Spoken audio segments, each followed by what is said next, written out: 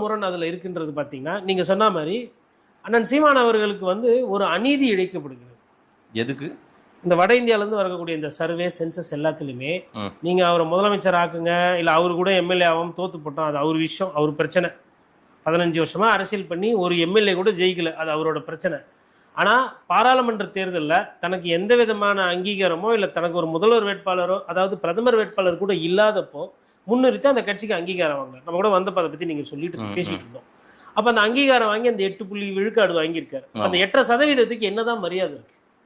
அது வந்து உடனே வரலையா, அது ஒரு நம்பர் தானே. 8%ன்றது விஜயகாந்த் அவர்கள் ஒரு காலத்துல கஷ்டப்பட்டு வாங்கினது. அதுக்கப்புறம் அதை படிப்படியா எடுத்துட்டு மேல எடுத்துட்டு போய் எதிர்கட்சி தலைவர் அவர்களும் வந்தார். அப்ப அந்த 8% இந்த மாதிரி காட்சி ஊடகங்களையோ இந்த கணக்குல எல்லாம் வந்து அது கணக்குல எடுக்க மாட்டாங்க.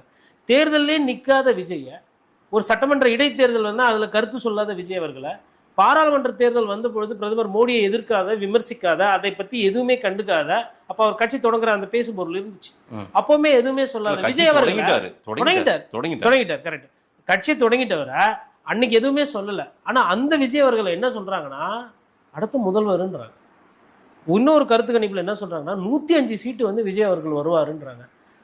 எனக்கு ஒரு பத்திரிகையாளரா இவர்களை வந்து என்னன்னு சொல்றதுன்னு எனக்கு புரியல. ஒரு